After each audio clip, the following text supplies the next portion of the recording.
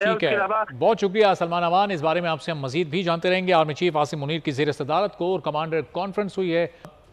Brigadier retired وقار حسن صاحب ہمارے ساتھ موجود ہیں. ان سے اس پورے معاملے پر مزید گفتگو کرتے ہیں. بریگیڈیئر صاحب، بڑے اہم نقطوں پر بات کی ہے آرمی چیف صاحب نے، اور انہوں نے کہا ہے کہ جو سہولت کار ہیں دہشت گردانہ کارروائیوں کے، ان کے خلاف بھی اب کارروائی ہوگی اور اب ٹارگیٹڈ آپریشن ہوں گے، اور ایسی کسی بھی تنظیم یا لوگوں کو نہ انفرادی سطح پر اور کسی بھی سطح پر اب پنپنے نہیں دیا جائے گا.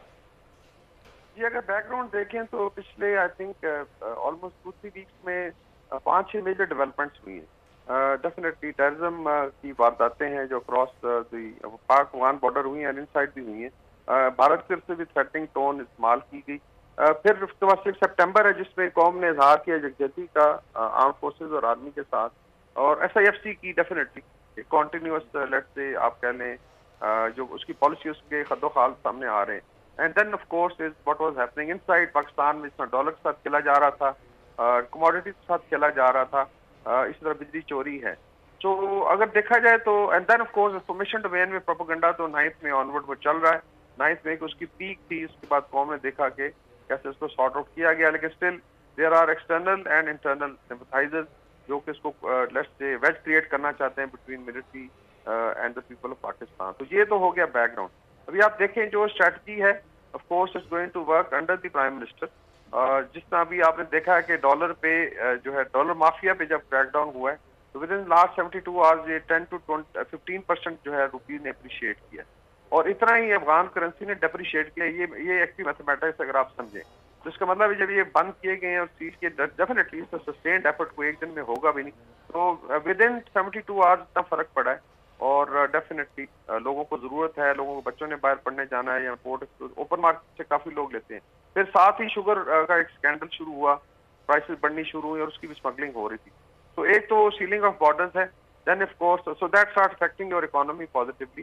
پھر آ جاتے ہیں کہ جو بارڈر سیکورٹی ہے وہاں پہ despite all warnings and all communication with the Afghan government میرے خیال میں ابھی تک جو ہے کچھ زیادہ کرنے کی ضرورت ہے. ڈیفینسولی تو ہم بڑا اچھا لڑ رہے ہیں. کل بھی چترال میں ایک ایفرٹ کی گئی جس میں ان کے 15-20 بندے ٹھکانے لگائے گئے. ہمارے بھی جو ہے فورسز کے لوگ شہید ہوئے ہیں، لیکن اٹ ہیز ٹو اسٹاپ. تو اس پہ areas are identified across the border also. ضرورت ہوگی تو پھر ان کو وہاں بھی جا کے سارٹ آؤٹ کیا جا سکتا ہے. تو سیکورٹی اینڈ اکانومی دونوں نے ساتھ ساتھ چلنا ہے، اور اس کو چھوڑا نہیں جا سکتا صرف اس بات سے جی کہ یہ کس کا کام ہے. اگر یہ 15 سال میں اس حال میں ہم پہنچ گئے ہیں، somebody has to take I think responsibility. اور اس پہ ڈیفینیٹلی جو ملٹری ہے یا آرمی ہے under the SIFC banner under the prime minister ہی کام کریں گے. اینڈ ارسپیکٹو آف کہ یہ انٹرم گورنمنٹ ہے یا اگلی گورنمنٹ آتی ہے، یہ پالیسی انشاءاللہ کنٹینیو کرے گی. انویسٹمنٹس آنی ہے، there are pledges from Middle East. CPEC کا فیز 2 لانچ ہونا ہے، اس کے لیے ایک انوائرمنٹ چاہیے آپ کو، اور آئی ایم شیور ان چیزوں پہ بھی بات چیت ہوئی ہوگی. تو all told I think it's a very very positive message. تو بریگیڈیئر صاحب، جس طرح آپ کہہ رہے ہیں کہ سیکورٹی اکانومی بڑے آپس میں ان کا کنیکشن بڑا امپورٹنٹ ہے. ظاہر ہے لا اینڈ آرڈر سچویشن بہتر ہوگی تو آپ کی اکانومی گرو کرے گی. اب دونوں محاذوں پر بڑی کمانڈ کے ساتھ آرمی چیف اس وقت ایکٹیو ہیں، لیکن اس کے فالو اپ کی بھی پھر ضرورت رہے گی کہ مستقل اس پر نظر رکھی جا سکے. ایسا نہ ہو کہ یہ ایک شارٹ ٹرم تو یہ معاملہ ٹھیک ہو جائیں اور پھر آگے ایک بار پھر اسی طرح معاملہ چلتا رہے جس طرح کچھ ٹائم پہلے چل رہا تھا. I don't think so. I think ابھی جس نہج پہ ہم لوگ پہنچ چکے ہیں، اور اس کی ایک مثال آپ میں دوں، مصر ہے اور ایک یوگینڈا ہے جہاں پہ کچھ طرح کے حالات تھے. پھر ڈیسائیڈ ہوا جی کہ اس کو ٹھیک کرنا ہے اکانومی. باقی ساری چیزیں پھر الائن ہو جاتی ہیں. صاف ظاہر ہے اکانومی کا یہ نہیں ہے کہ basically it's for the big people, یہ عام عوام کے لیے کہ آپ کا ملک خوشحال ہوگا تو ہر چیز آپ کی ہر چیز جو ہے وہ اپنی جگہ پہ آ جاتی ہے. So it has to go. SIFC کا جو پورا آئی وڈ سے لیگل جو اپروول ہے وہ پچھلی گورنمنٹ نے دیا ہے، پارلیمنٹ نے دیا ہے.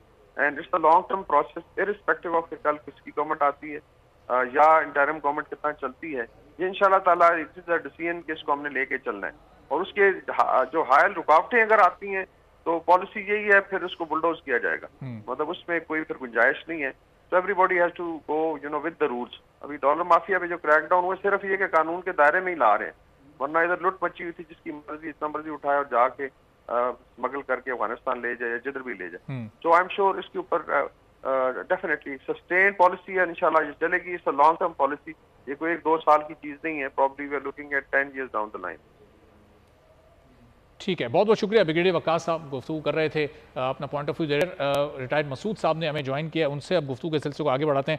تو بریگیڈیئر صاحب آگے ظاہر ہے $50 بلین کی سرمایہ کاری آنی ہے، اور جہاں سے سرمایہ کاری آ رہی ہے